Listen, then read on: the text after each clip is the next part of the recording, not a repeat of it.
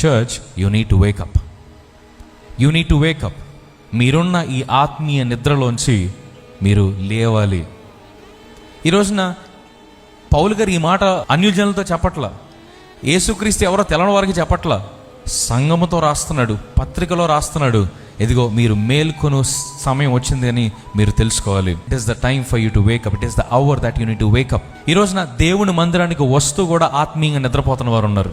దేవుని సన్నిధిలో కానుకలు అర్పిస్తూ కూడా సమయానికి ఎర్లీగా అందరికంటే ముందు వస్తున్నప్పటికీ కూడా ఈరోజు కుటుంబంలో ఒకళ్ళు రక్షింపబడి ఒకళ్ళు రక్షింపబడుకుని కదా, అందరూ రక్షింపబడిన స్థితిలో ఉండి కూడా, ఫ్యామిలీ ప్రేయర్ జరుగుతున్న స్థితిలో కూడా ఆత్మీయంగా వెనకబడిన వారు ఉన్నారు, ఆత్మీయంగా నిద్రపోతున్న ఉన్నారు. వారితో పౌలు భక్తులు అంటున్నారు, లేవండి, వేకప్, వేకప్.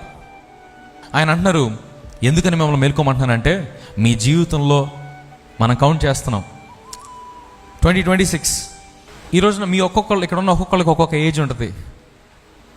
23, 25, 40, 50, 60, 37, ఒక్కొక్కరికి ఒక్కొక్క వయసు ఉంది కదా.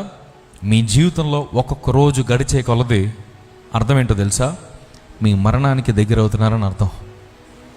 మీ జీవితంలో ఒక్కొక్క రోజు గడిచే కొద్దీ దేవుని రాకడకు దగ్గర అవుతున్నారని అర్థం. మీ జీవితంలో ఒక్కొక్క రోజు గడిచే కొద్దీ దేవుని సింహాసనం మీద నిలబడడానికి సిద్ధపోతున్నారని అర్థం. ఈ రోజున రోజులు గడుస్తున్నాయని కాదు, ఈ రోజున మనం మేల్కొని దాని కొరకు సిద్ధపడుతున్నామా లేదా? ఈ రోజు ఎత్తబడితే మనం ఎక్కడ నిలబడతాం?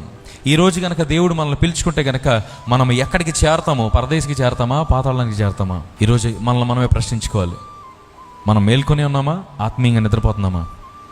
మనం మేల్కొని ఉన్నామా, ఆత్మీయంగా నిద్రపోతున్నామా? బయట ఏం జరుగుతుందో తెలియని పరిస్థితుల్లో, వారి ఆత్మ రక్షింపబడుతుందో లేదో, దేవుని రాకడలో ఎత్తబడతో లేదో తెలియని పరిస్థితిలో ఉన్నారు. ఈ రోజున మీకు ఆ కాన్ఫిడెన్స్ ఉందా? మొన్న నేను ఇన్స్టాగ్రామ్ స్క్రోల్ చేస్తామంటే నాకు ఒక మంచి వీడియో కనపడింది. అందులో ఒక వ్యక్తి పరిగెత్తుకుంటూ వాడి ఫ్రెండ్కి ఫోన్ చేశాడు. ఫోన్ చేసి, ఏది బాగా చర్చ్కి వెళ్ళి చక్కగా సండే స్కూల్ టీచ్ చేస్తూ ఒక ఫెయిత్ఫుల్గా ఉన్న వ్యక్తికి ఒక ఫ్రెండ్ ఫోన్ చేశాడు. ఫోన్ చేసి, అరే ఇప్పుడు యూట్యూబ్లో ఒక వీడియో చూసానరా, దేవుని రాకడ వచ్చేసిందంట్రా, చాలామంది కనపడకుండా మాయమైపోతున్నారంట్రా, అంటే మనం విడిచిపెట్టబడ్డామా అని అంటే వాడంటాడు, దేవుని రాకడ ఇంకా రాలా. ఎందుకో తెలుసా? నేను ఇంకా ఎత్తబడలేదుగా. నువ్వు ఇంకా నాతో మాట్లాడుతున్నావు అంటే దేవుని రాకడ ఇంకా రానట్టే. ప్రతి విశ్వాసకి నిరీక్షణ ఉందా? ప్రతి విశ్వాసకి అంత ధైర్యం ఉందా? దేవుని రాకడ ఈరోజు వస్తే 100కి 100 నేను ఎత్తబడతాను అనే కాన్ఫిడెన్స్ మనకుందా? నిద్రపోతున్న వాళ్ళైతే ఈ మాట చెప్పలేరు. మెలకుగా ఉంటూ ఆత్మీయంగా ఎదుగుతున్న వారు మాత్రమే, దేవునితో సహవాసం చేస్తున్న వారు మాత్రమే ఆయన రాజ్యంలోకి పిలుచుకోబడతారు. హల్లెలూయా. ఈ రోజున మీరు నిజంగా మెలకుగా ఉన్నారా లేదా నిద్రపోతున్నారా అనేది ఈరోజు దేవుడు మీతో మాట్లాడుతున్నాడు.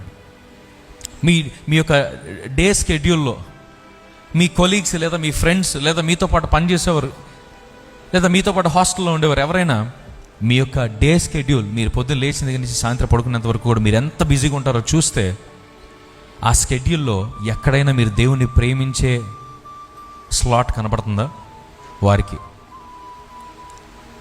మీ బంధువులు కానీ మీ స్నేహితులు కానీ ఆదివారం వచ్చి వెళ్తున్నారు, అది కాదు, అది పక్కన పెట్టండి.